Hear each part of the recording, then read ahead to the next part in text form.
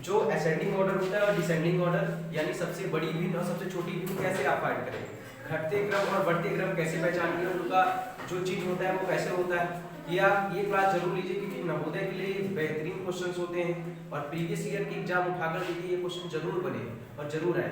ठीक है, तो देखिए असेंडिंग ऑर्डर का मतलब क्या होता है, इसका ए लीजिए आप, ठीक है ना, और डिसेंडिंग का मतलब क्या होता है, इसका ए लीजिए आप, है ना।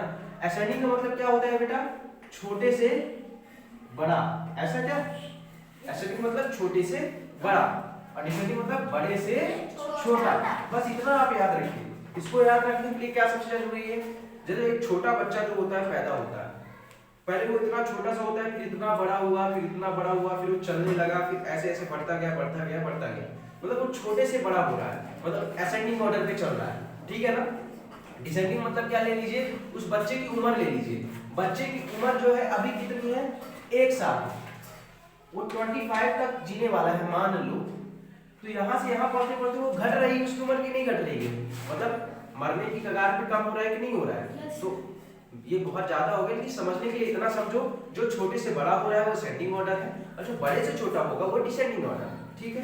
तो अब फ्रैक्शन पे आ जाते हैं, ये हमेशा याद रखना, जो नीचे हर होता है, हर मतलब डिनोमिनेटर, जो नीचे हर होता है यदि नीचे वाला सेम 9999 है ना, सारे सेम हो जिनका डिनोमिनेटर, और ऊपर वाला जो आपका क्या है न्यूमरेटर है यानी कि अंश, वो अलग अलग है, तो इसमें से जो सबसे बड़ा है, देखिए सबसे बड़ा कौन सा है, 7/9 है, 7/9 है।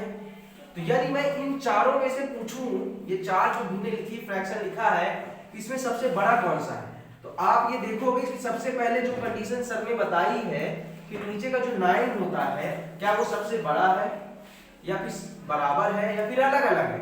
हमने देखा कि ये तो बराबर है, जब बराबर है तो सर ने हमको ये बताया कि ऊपर वाले में जो सबसे बड़ा है वो सबसे बड़ी भिन्न और जो सबसे छोटा है वो सबसे छोटी भिन्न, तो यहाँ पे 7 सबसे बड़ा है ऊपर, इसलिए सबसे बड़ी भिन्न यानी कि ग्रेटेस्ट फ्रैक्शन क्या हो जाएगा, 7/9।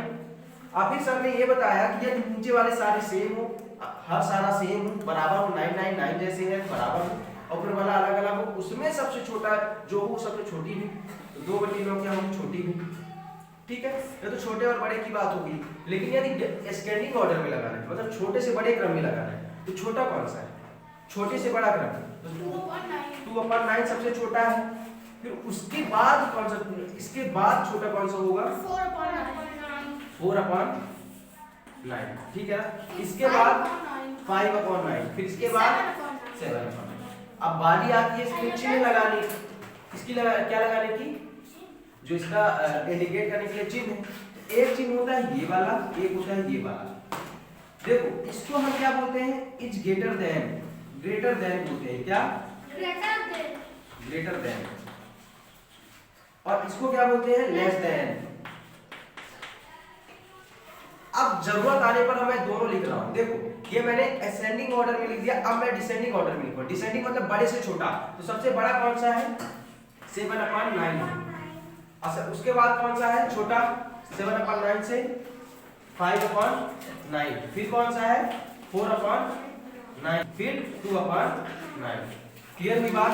तो देखो ग्रेटर का मतलब क्या होता है, जो सबसे बड़ा है, तो इसमें सबसे बड़ा कौन सा है, 7/9 है।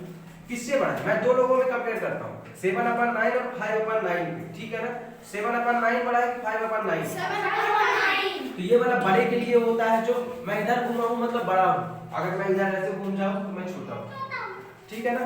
तो बड़े की तरफ ये लगेगा, लेकिन यहाँ 2/9 है, हम 4/9, तो छोटा कौन सा है बड़ा कौन सा है, ये हमको कंपेयर करना है। 2/9 छोटा है, तो छोटे के लिए कौन सा लगाएंगे, ये वाला लगाएंगे बताने के लिए। और इसको पढ़ेंगे क्या, 2/9 लेस देन 4/9, 2/9 छोटा है 4/9 से, 2/9 लेस देन 4/9, 7/9 ग्रेटर देन 5/9, ठीक है ना।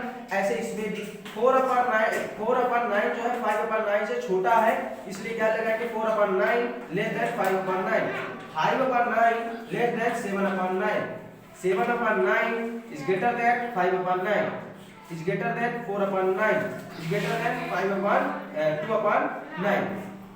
इसका मतलब समझ में आ गया होगा, उम्मीद करता हूँ। चलो बेटा आप लोग एक और क्वेश्चन लगाओ। ये बन गया क्या आपसे? कॉपी करो इसको।